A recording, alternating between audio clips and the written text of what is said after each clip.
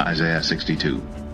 And the Gentiles shall see thy righteousness, and all kings thy glory, and thou shalt be called by a new name, which the mouth of the Lord shall name. Thou shalt also be a crown of glory in the hand of the Lord, and a royal diadem in the hand of thy God. Thou shalt no more be termed forsaken, neither shall thy land any more be termed desolate, but thou shalt be called Hephzibah, and thy land Beulah, for the Lord delighteth in thee.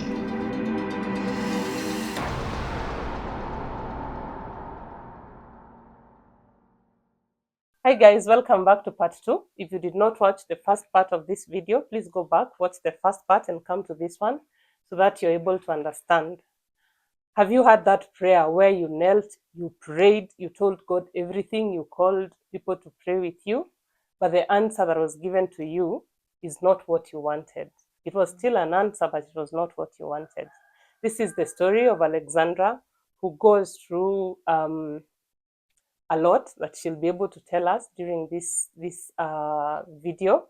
So please be sure to stay locked in, subscribe, comment, like, and share it to your friends. Enjoy watching. Who is God to you? Who is God? Who is, everyone nowadays, people worship very different gods. Yeah.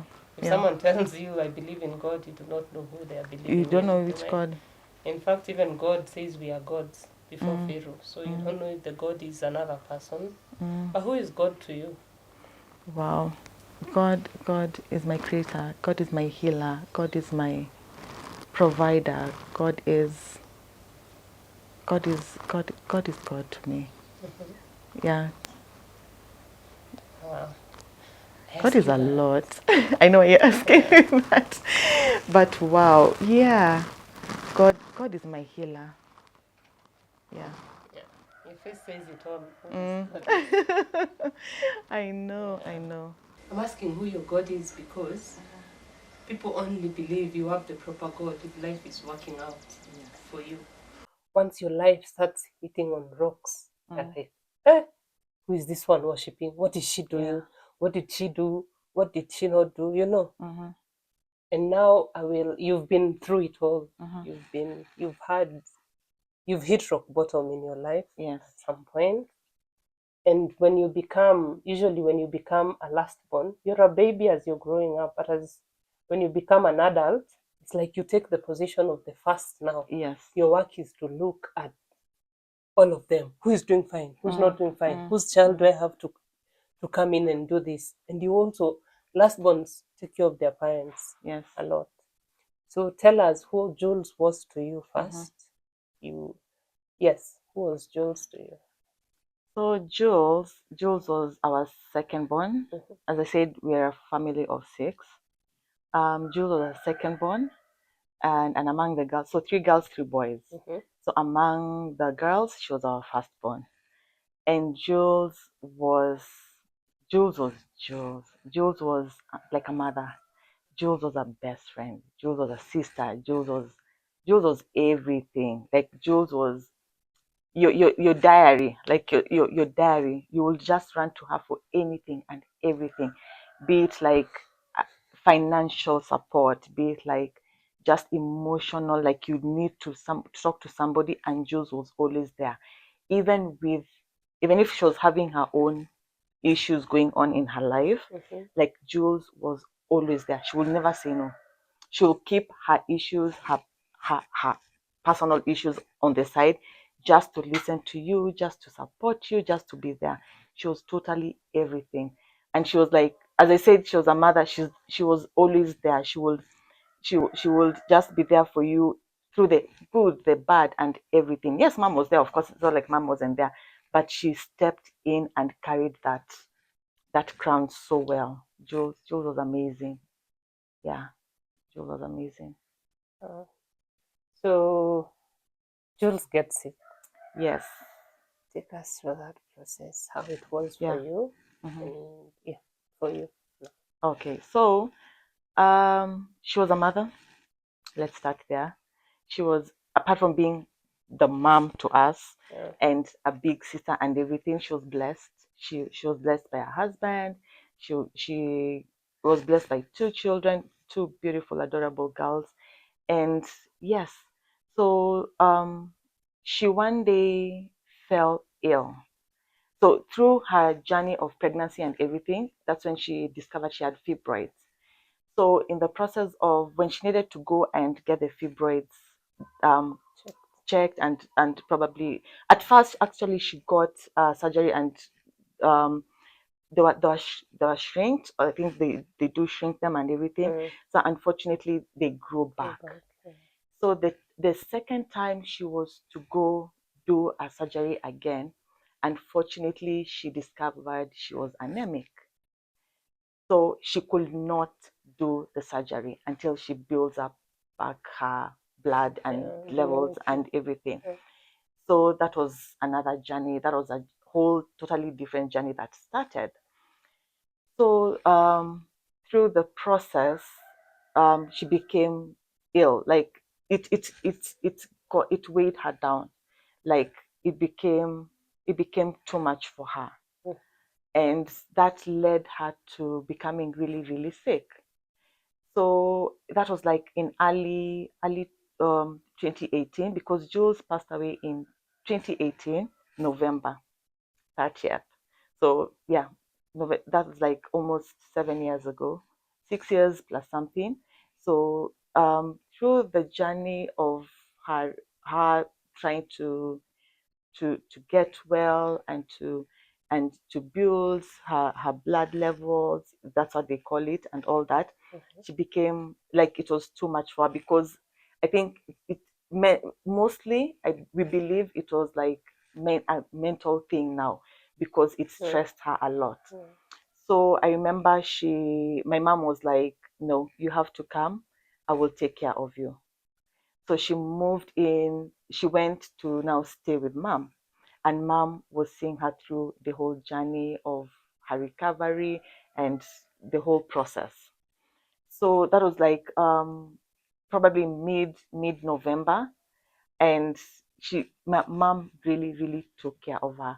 We all did, actually, we all did. And I remember we would now go to mom to visit, to hang out, to have lunch and all that, like on daily basis. Like nearly every Sunday, we would just dedicate and be there, like through the journey. Because as I said, she was always there for us. So seeing her now becoming the one who needs our support, it was like, how do tables turn just like that? And not forgetting she had little babies. And we could not just leave her. So we were all there for her through it all.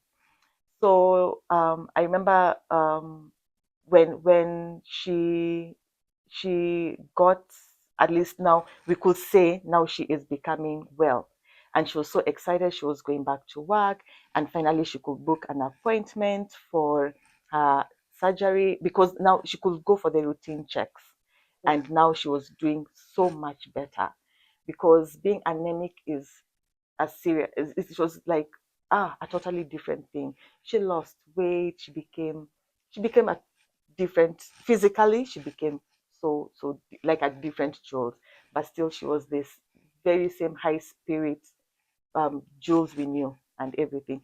So that helped her, and the fact that she also had children, she just fought, and she was like, no, I have to do this for the sake of my children, for the sake of herself and everything.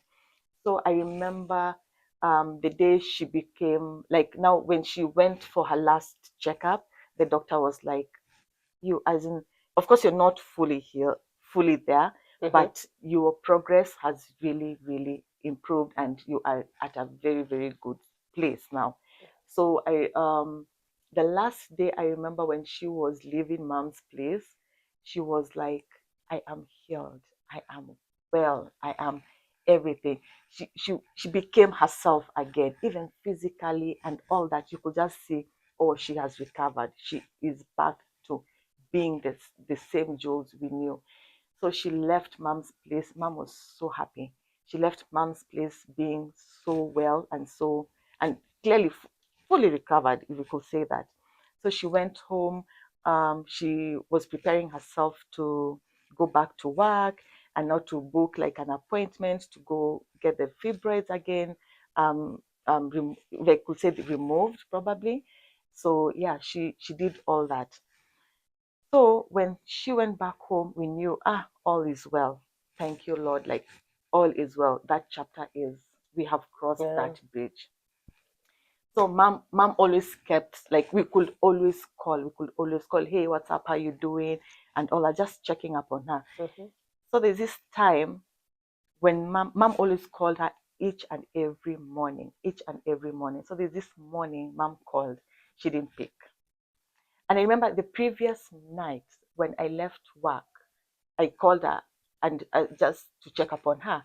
And her phone, interesting enough, from 9 o'clock she will put her phone on do not disturb, like mode and everything. So you could not get a hold of her. So in the morning, mom called. So Jules doesn't pick. And she's like, oh, she never does this. She always picks. So at that time, she was staying with, because the husband now is abroad in the United States. So she was staying with our other sister and the babies. So this one, it was on a Wednesday morning. So mom calls, Jules doesn't pick. So she's like, oh, this is weird. Like, she never misses to pick up my calls. So the daughter, the eldest daughter, Joy, she's the one who ended up picking up the call. Then she tells Jaja, grandma, in the Uganda, in Luganda we call them Jaja. So she goes like, Jaja, I think there's something wrong with mom. Like, what do you mean? Mom is not responding. Mom is not waking up. Like, she's looking like she's looking at me, but she's not responding. Let me say she's not responding. So my mom panics because how? Like, she left my place, she's all good and all that. She, as in, like, she's left my place and she's like, she just left here the other day and she was totally fine. So what do you mean she's not responding? She's not communicating. She's not doing anything. So mom hangs up. She's like, Joy, okay, I'll call you back. Let me look for your auntie. Let me look for your uncles. I asked them to come. So my sister, who was staying there with her at that moment, she wasn't in. She had gone, I think, to work or somewhere. So mom calls me. She's like, hey, how soon can you get to Juliet's place? She stayed at Maradema. So how soon can you get to Maradema? I'm like, as soon as I am possible. Like, it's early morning, so I bet there's no traffic, but I could try my best. It depends, like, what is going on. She's like, I've just spoken to Joy, and she's telling me, Mommy, now Jules is not doing well. She's not responding. She's not, like, there's nothing. She's just lying there, nothing. She's not gone. She's not dead or anything, but she's just there. I'm like, okay, that is weird, but okay, fine. Let me try my level best and get there as soon as possible.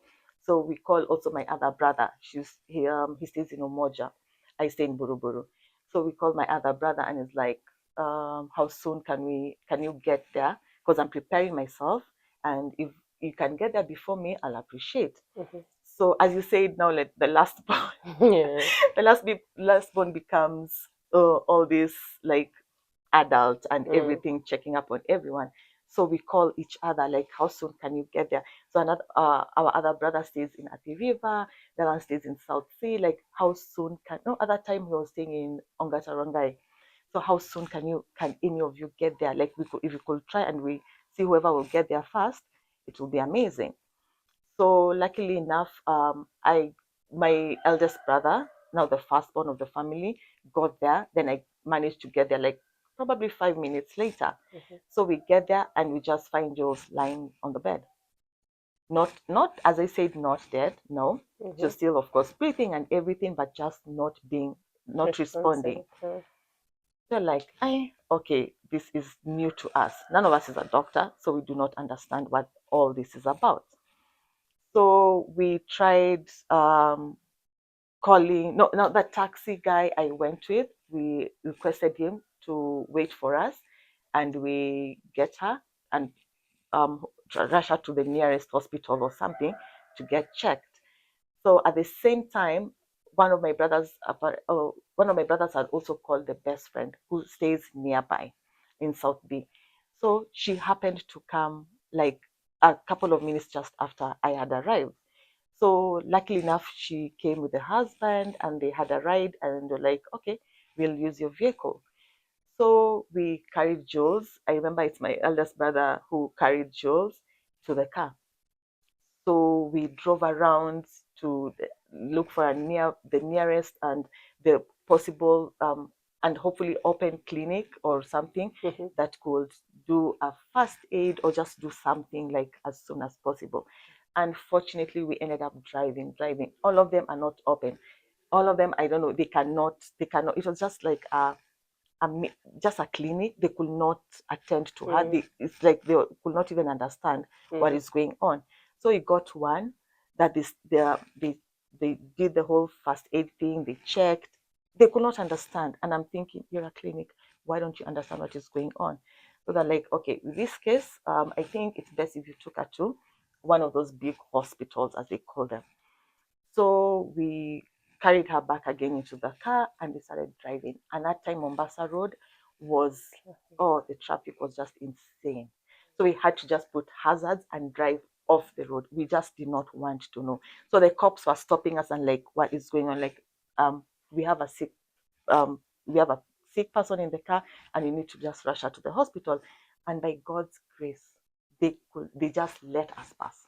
We were driving like, I don't know, we were just driving crazily on the road, hazards on, everything, hooting at whoever is on our way to just move.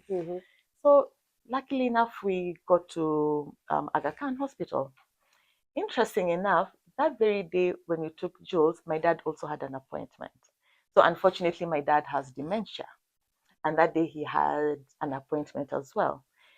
So we got to hospital. So she gets uh, and the hospitals could not attend to her until you make some deposit or something. And you're like, yo, can you just attend to her, do something as we sort out the whole paperwork thing? It took a while. It was a process, but let me just say, thank God they finally started. So when they started, they could not also understand what was going on. So they tried everything they could, so we just had to wait.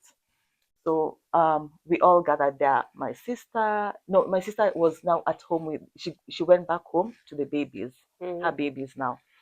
So my brother came now. My brother came now with my parents, my dad and my mom, because my dad also had an appointment with one of the doctors. At that time, we do not even understand that it was dementia that he had, because we always assume this is a white man's disease and everything. We're not familiar with all those things and everything. So like they started doing some tests on Jules. They asked us questions and all that. So we're like, okay. I remember the question they asked, when you got her, how was she? Like, we just found her lying there. She was not responding, nothing totally. So the first question they asked us, did she pass urine or anything? Did you guys find like if she had probably, even if it's to wet herself or anything? They're like, no. So the first thing they did, they took her to not ICU. I think they took her to HDU or something.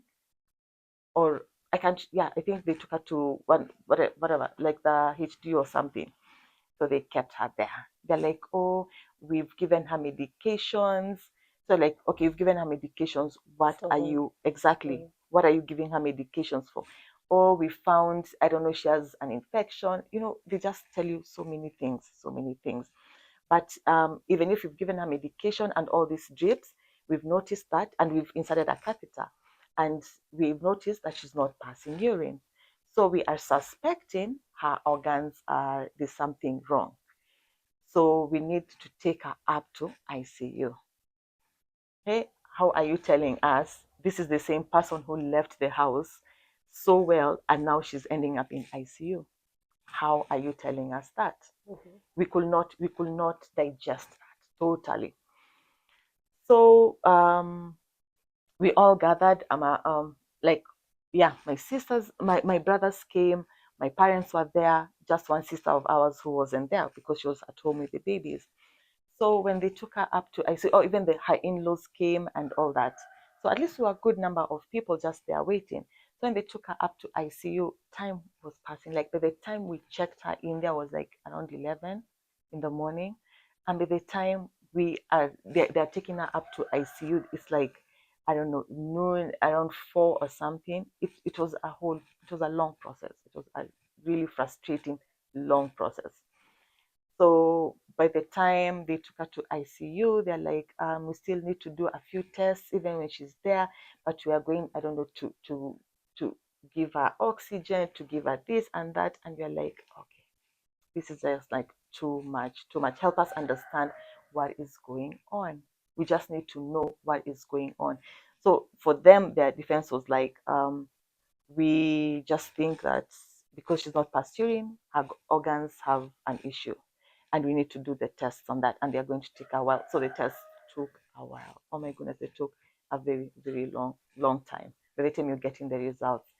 So I remember that time, like we all gathered. There's a waiting room. We just went and prayed and prayed.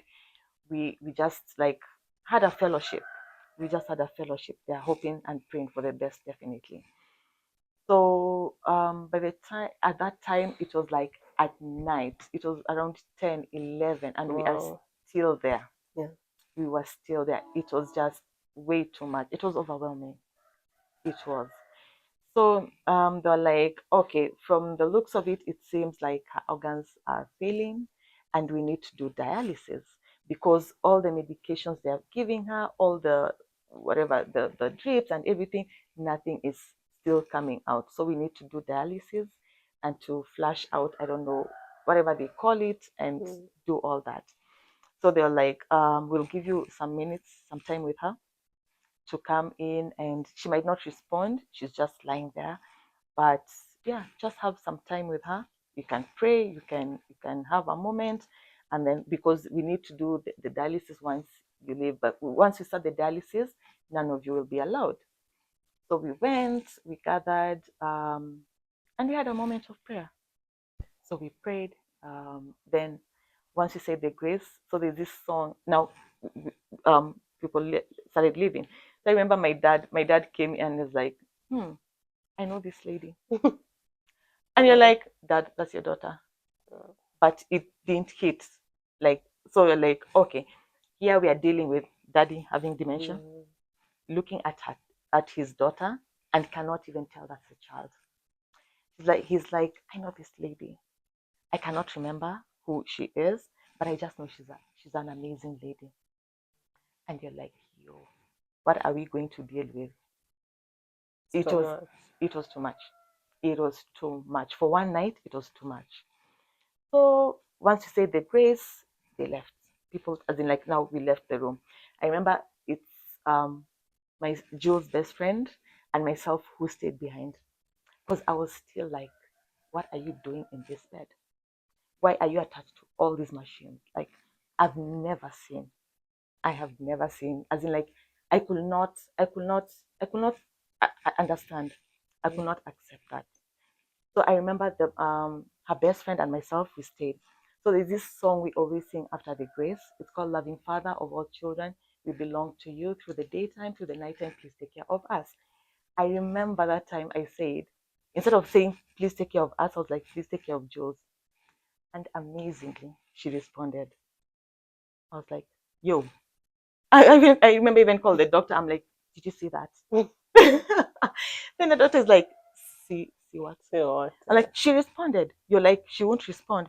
I'm like, are you sure? I'm like, I am so sure. She responded. So I remember we told her, Jules, you have to fight. You have to fight. You have to fight. Like for your babies, you have to fight. So she responded again.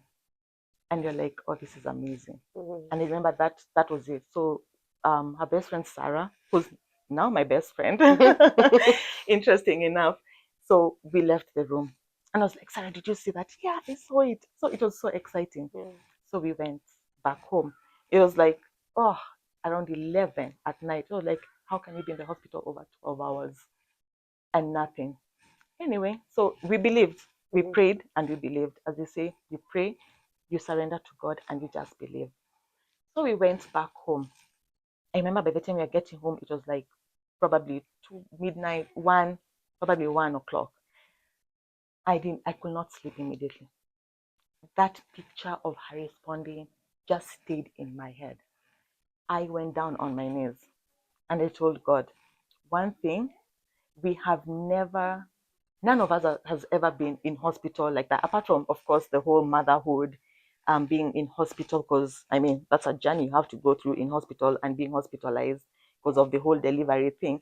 Apart from that, none of us has ever been sick. Even with my dad's condition of dementia, I mean, it's never made him to be hospitalized or anything. No, I just went on my knees and I told God, we've left Jules in ICU. I know most times, most cases, people don't make, once in ICU, it's like, that's it. And I was like, God, Juliet has never suffered. She's always been there for us, as in through it all. We are not ready to come visit her and find her with the machines and everything and not responding. If this is it for her, please just take her. May we not be going to visit her in that state. I think that would be more, personally, that would be more traumatizing and difficult for me if I were to see her like that. So I was like, God, if this is it, please just, may your will be done. May it just take her.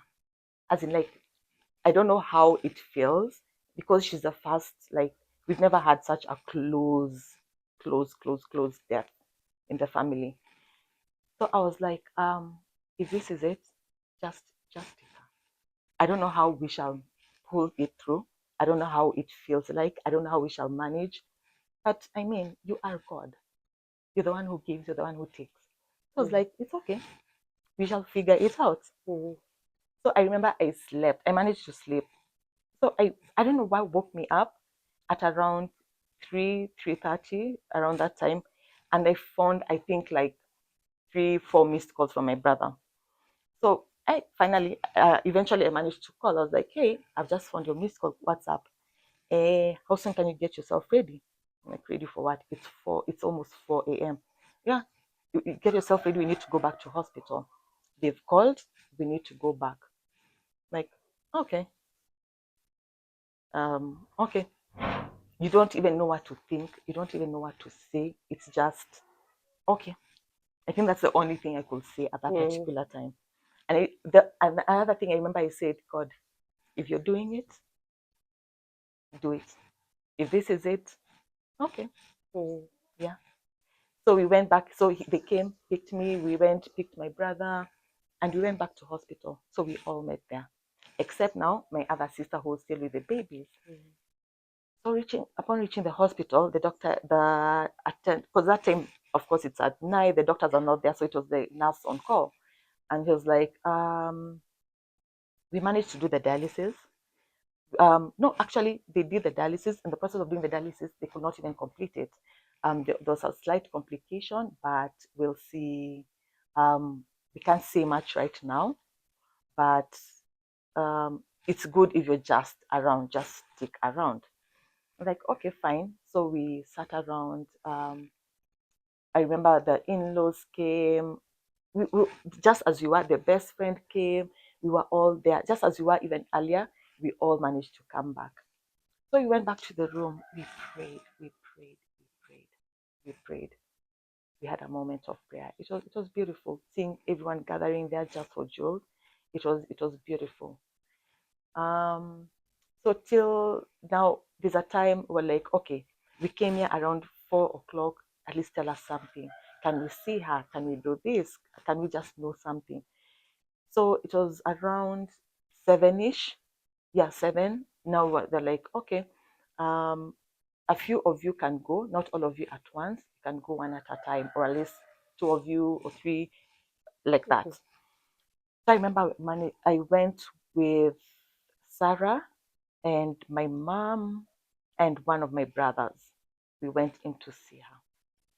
We found her doing the whole resuscitating thing and all that. So I'm like, why are you guys doing all that? What has happened? Like, oh, at some point while we were doing the dialysis thing, her heart stopped. So we had to resuscitate, yes, and do all that. So like, oh, okay, but I remember them saying we've done it like 3 times. Like, and how is she now? Yes, she's coming back, like she's okay, but then again, after a couple of minutes or something, it stops again. So they have to resuscitate. They did like 3 times, and we were there, and I saw how it's done. You know, you always see these things in the movies, and you're like, yo, but now seeing it in front of you, and especially to somebody close to you like that you love, it's like, I was like almost telling them, get off her. Like it was really bad. It was really bad. Then they're like, okay, now she's fine. Now her heart is pumping and everything. Yeah, for now she's okay. So just looked at her. I'm like, in my spirit, I don't know. In my spirit, it just told me like, Jules is gone. I have no idea why that came to me, and I was like, I don't think she's there. I don't think she's there. I think they're just putting the machines on still and doing all that. Because I remember even I asked Sarah, because she's a doctor. I was like, Sarah, are you sure? Are you sure what even they're doing are you sure Jules is still alive?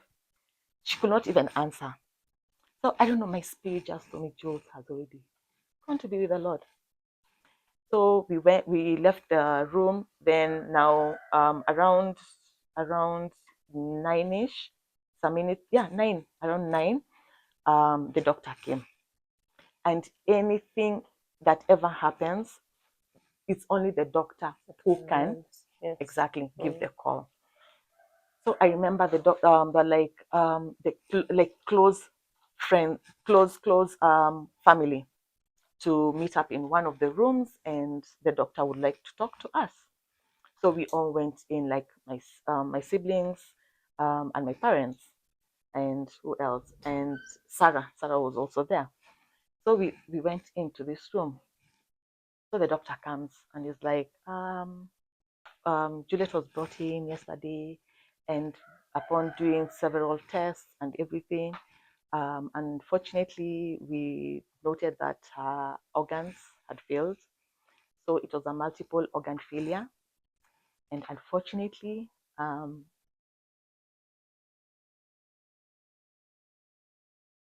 yeah. And unfortunately, Jules has passed away. We're like, what are you telling us? How? What do you mean? What do you mean Jules has passed away? And that was a moment of silence. Have you ever had like people saying like you just wish the ground could just open and swallow you alive? That was that moment. And I was like, no, this can't be.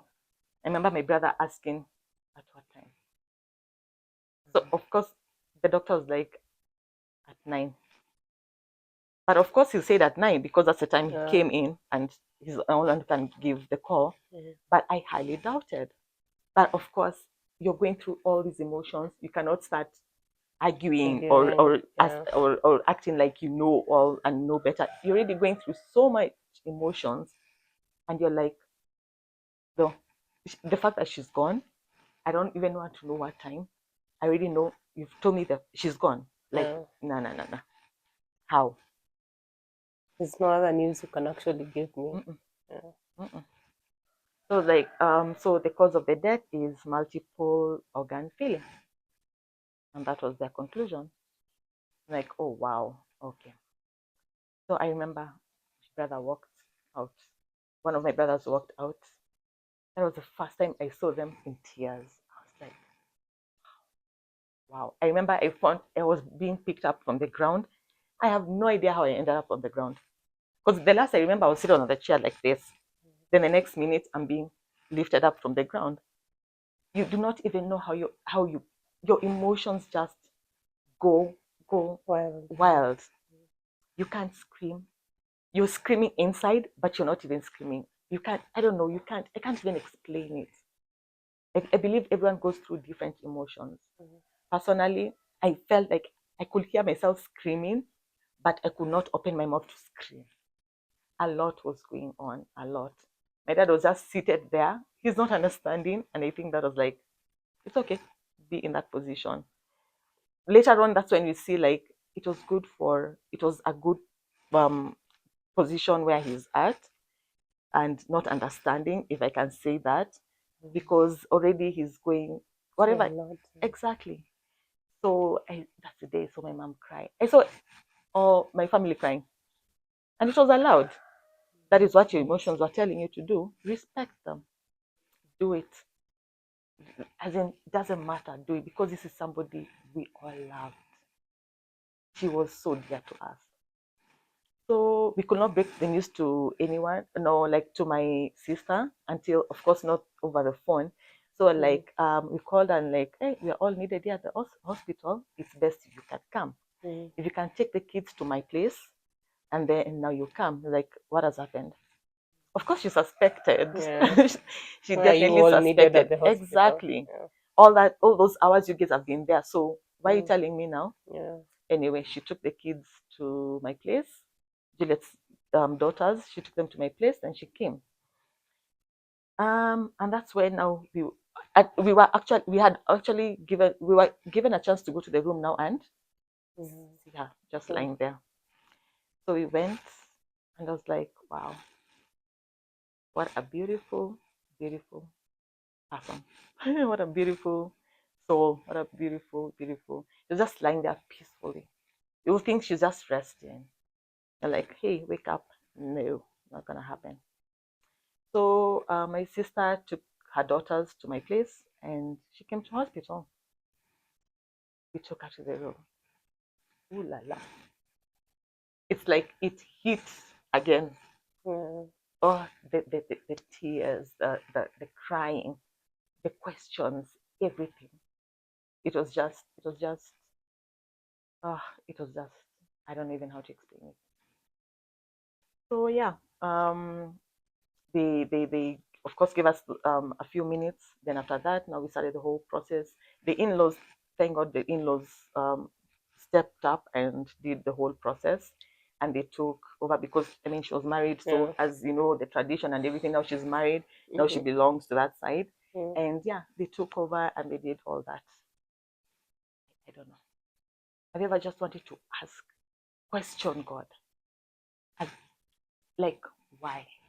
Like, and I know, yes, it's not good to question, because he's he's the one who gives us life, and he's the one who takes. And he's never wrong. He never makes a mistake. But you're thinking, she's the one who's always there for us. Why her? And of course, by the time you're asking why her, okay, so who should it be? Should it be me? Should it be one of my brothers, or their sister, or anything? Of course not. You'll never wish that for anyone, but you're like, wow, really, really. Or a lot goes through. The emotions are just like this. A lot goes through your head and everything. So anyway, the hardest part for me, it wasn't even accepting that she's gone. Personally, the hardest part for me was breaking it to her kids. That that that that broke me, even I think 10 times. If I can say that, 10 times. Because I was like, you saw us carrying your mom, taking her to hospital. How are we coming back to tell you that your mom is no more? Like, your mom is gone. She's not coming back. How are we doing that? So thank God, my mom's like best friend, she's a counselor. So that day we stay in the same. She's a neighbor. She's my neighbor. So that day we called her and we are like, hey, this has happened, and we just need your support to be there. Of course, you're the ones who will break it to the kids, but we just need you to be there. We do not understand. We do not know how they will take it. And for you in that field of understanding how children react, being a counselor and everything, you understand it better. So it will be nice if you will appreciate if you are there. So we went home to my place. All of us, I think, like all of us.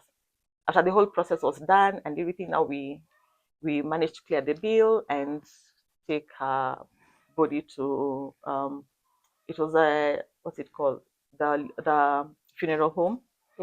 Now we went home at night. It was at night. now to tell the kids. I think till today, I just, that picture still, I know it's like almost 7 years later, but there's some things that They don't just go. they just don't go away. They cannot easily go away. And is it okay? Yes, it's okay. They can stay as long as they can, but because I mean that's it. But how where we are right now, it's a good place. We have seen the hand of God. I'll just say that. We have seen God has seen us through.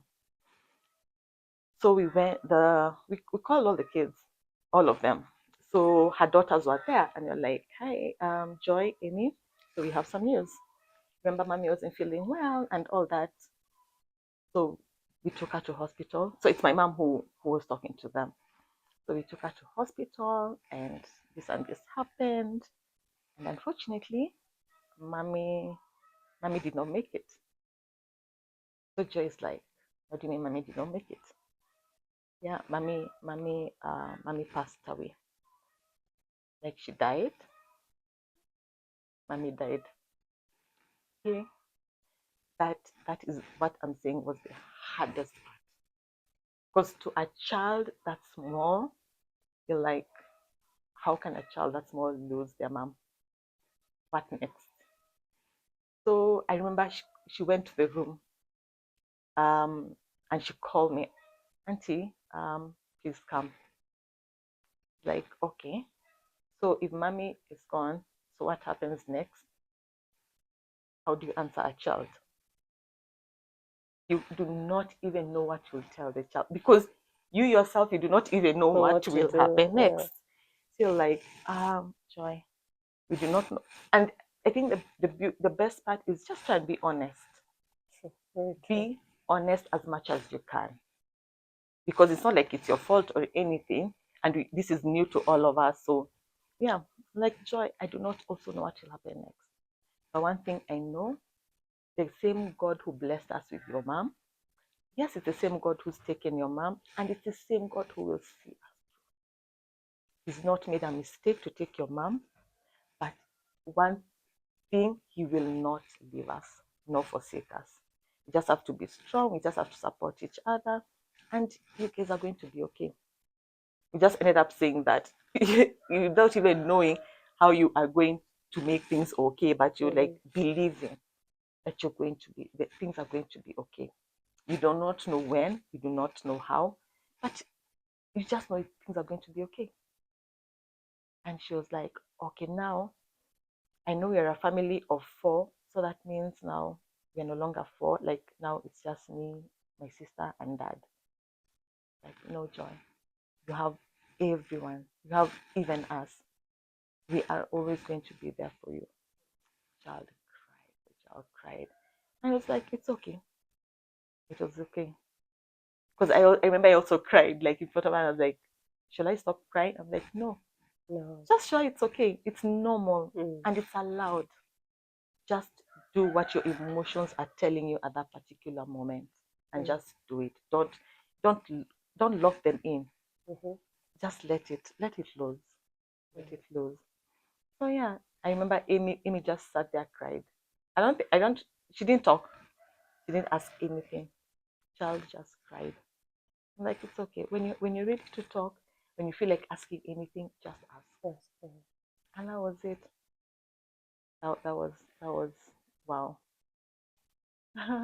This stuff, this death never gets. No one is ever prepared for death. No one. And I know how you said that you agreed. You told God, if rather than her staying in a vegetative state, exactly, please take her. Yeah. I remember I'm relating it to my own. When my dad was passing on, it was also very. I woke up, had breakfast with my dad. He went to shower. He just fell. Yeah. But I could tell when they were taking him to the hospital, this man is not coming back. So I started praying. Hey, I prayed. I called all the neighbors. Please wake up and pray. And pray. And they came. But sometime as I was praying, in fact, one lady asked me, why have you changed your mode of prayer? I started giving thanks. I did not know I was doing that until she told me, what are you giving thanks for? And I could tell they called her and told her that dad is gone. I could see tears in her eyes. And then I asked her, why do you want to cry? She said, nothing, it's just your prayers. But I But knew. no, yeah. And I remember as my dad was leaving, I held his hand and I knew this is the last time I'm seeing this man. And I told him, I just love you, Dad. So I had that moment. You had that moment. Telling him. But later, I was angry. I was so angry. I don't cry. You know, people grieve differently. Tears are not my way of grieving. I am angry. Oh, I can shake buildings. I am so angry and agitated just by anything. But it was the question of, I prayed to you. Why didn't you answer me? I serve you. I do this. Why did you do this to me?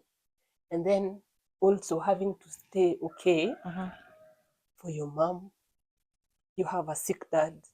There's these kids now who you're telling it will be okay when you yourself do not know. You're not okay, but you're trying to stay okay through, so that these people who are next to you can also be okay.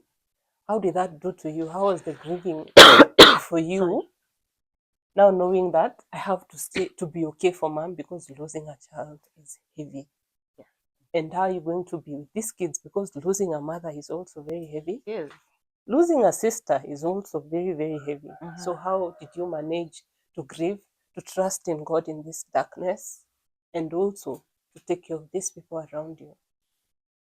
It was definitely not easy. Because, as I said, this is something new. It's different when you lose an auntie, an uncle. Those are extended. Yeah. But this hit home so hard and so hard. It was definitely not easy. Of course, you'll have the whys and the questioning and all that. As you said, you asked God, like, how could you take him? I prayed, I did this. But we forget, and this you just see later, or it just hits you later. Yeah. Of course, at that particular moment, you're like questioning and everything. But later on in life, you're like, God never makes a mistake. So even if he took Jules, even if he took your dad, it doesn't mean he didn't answer your prayer. That is an answered prayer, just not your way. Wanted, yeah. Exactly. Just because I wanted Jules to stay, that was on my own view, or that was just me. But God had decided Jules' time has come to an end on earth. And that is okay. Like, it shouldn't, God answering our prayers differently from how we pray doesn't mean it's not an answered prayer. It is still an answered prayer. And of course, at first it was hard. Oh my goodness, it was hard. You will end up doing things in this world that you will never even imagine you will do. People handle it differently. Others might go into, of course, depression, drinking, and you'll handle it differently. Drinking and drugs and everything, and never judge, because I did my fair share of things trying to heal, the so-called healing. Only later on, that's when you realize that is still not the answer. That is still not the way to handle this. And we forget that the same God who blessed you is the same God who's going to see you through this. The same God who blessed us with Job for those times. And let me tell you, it is later on, that's when it hits you, like, we were actually really blessed. We have these moments to share. We have these memories to hold on to. There are others who don't have. Like, they never have those memories, those moments to look back and say, wow, we were really blessed. But I personally, I could see, like, I have these memories. I can look back and remember Jules. So we were actually really blessed. So God did not take away Jules and leave us like that. No, He still saw us through the whole process, the whole journey. And until you make peace with the fact that Jules is gone, is no more, that is when now you see things differently. And it will not come automatically, like immediately. No, It will not. Yes, it is okay to do whatever you need to do to get there. And don't ever feel like somebody's judge. Even if people judge you, it is okay. It's okay. It is totally okay. Everyone handles their grief differently. Your way doesn't have to be my way. Even if we are siblings, my way doesn't have to be my sister's or my brother's way, or even my parents. Just handle it the way you feel suitable for you. But at the same time, try and never forget the God who blessed you with Jules for all those years. She was like a mother. She was there for us. And now we just have the memories to hold on to. Those are blessings in their own way. So yeah, I can say God came through. God has always been there. I did not see it immediately. I did my fair share of grieving the way I did it. But I later on remembered that I said a prayer when we were in that hospital bed, and she responded. That has always stuck on me. And because of that prayer, I got that chance to have that last memory of her responding the way she did. And that gave me the strength. And I remember telling her, we shall take care of your kids until you get better, before now leaving. Yeah. And I remembered I made this promise. You've actually kept it. And we have kept it. We have kept it. And my sister is doing an amazing job still keeping it. Okay, we are all keeping it, but she is doing an amazing, amazing job. And that has given us the strength.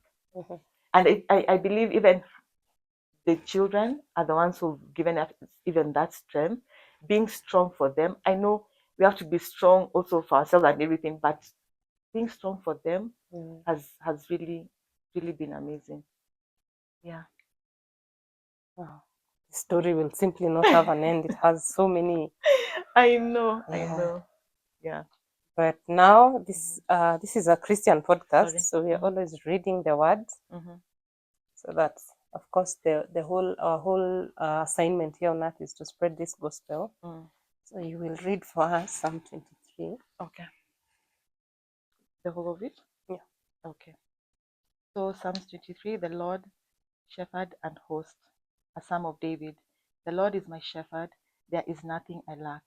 In green pastures you let me graze, to safe waters you lead me. You restore my strength. You guide me along the right path for the sake of your name.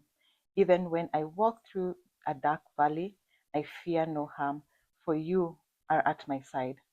Your rod and staff give me courage. You set a table for me as my enemies watch. So till there. Okay.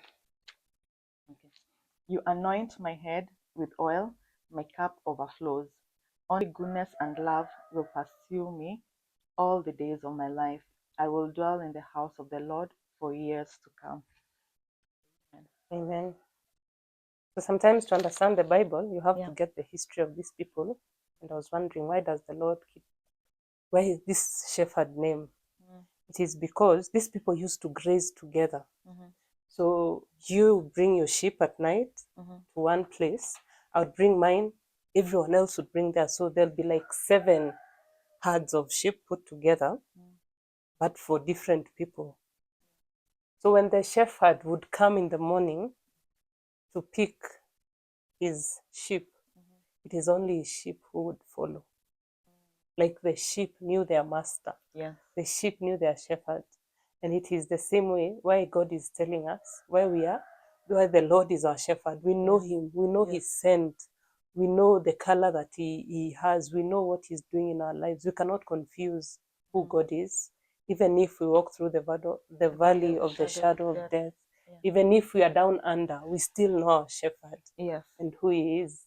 And like we said in the beginning, our life will always have ups and downs. Ups and downs, definitely. Since Adam sinned and they were chased out of the garden, and Jesus, of course, came to pay the whole debt and everything. But life is it said it doesn't rain only to the righteous. It rains both sides, or to the bad people. It rains everywhere. So when you're going through those moments, because they will come, you just Definitely. have to hold on this shepherd who, even as you're walking in that valley of the shadow of death, he's with you, he's protecting you, he makes you lie on peaceful grounds. Yes.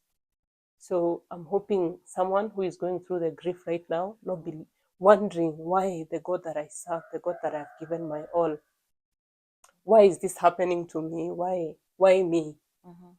The question, like you've asked, if it's not me, then who? Then who? Exactly. So I think the whole thing is trust God in your grief. Do what you have to do. Cry if you have to cry. Crying is very healthy in the grieving period. Speak to friends. Just do anything. But above all, do not forget the God that you serve. The God that is your good shepherd. He will always be there for you, even when you think he's not answering. That is the best time when he's answering. Oh, yes. As I was blaming God, I went back to the day. I thought it was God who was telling me it's going to be fine. Yeah. This is why I was actually giving him thanks. He was putting my heart at ease. Like, I'm preparing you to receive this news. Yeah. And when you receive it, even if you think I'm not there, I will be there. And for sure, he's always there. He is always there. So thank you so much, guys, for watching. Thank you, Alexandra, for warming our seat. Your story was, we would have loved to keep going with this story. Yeah. But we're glad that God has picked you up from your trench. Yeah. He's lifted you up. You're an amazing mom, even to your sister's kids. And I'm sure Jules was signaling you to tell you, I know you can do it. Oh, yes. As you were telling her to have strength and fight, she was telling you you're the one who needs it. Oh, yeah. We're the ones now left with that. So yeah, and she was a beautiful soul. I get what your father was saying. I keep telling you I loved her teeth. I know. Her smile. Yeah, her smile was contagious. We call her Smiling Jules. Yeah. Even during the whole burial thing, the t-shirts were written Smiling Jules. We always just call her Smiling Jules. Oh, wow. Now you can imagine every time you're sad and you remember that. These people always leave something. They always leave a mark. You will always look back and remember and just remember, oh, okay, that is Jules. Yeah. There's a voice that always comes and like, what are you doing? Yeah, and I'm like, why am I speaking like Jules to myself? I think it's just the way that like she left what she left behind. Yeah. So thank you guys for watching. Please don't forget to subscribe, to comment, to like, also share it to your friends and hit the notification bell so that the next time we're posting, you can be able to see our more of our videos. Special thanks to our videographer, Son of Mary Studios. If you have whatever you need, photography, videography for your baby shoots, for your baby showers, weddings, rorashios, what have I left out? Anything photo related, just please reach out to them. Thank you so much. And from us here, bye-bye. Have a good day.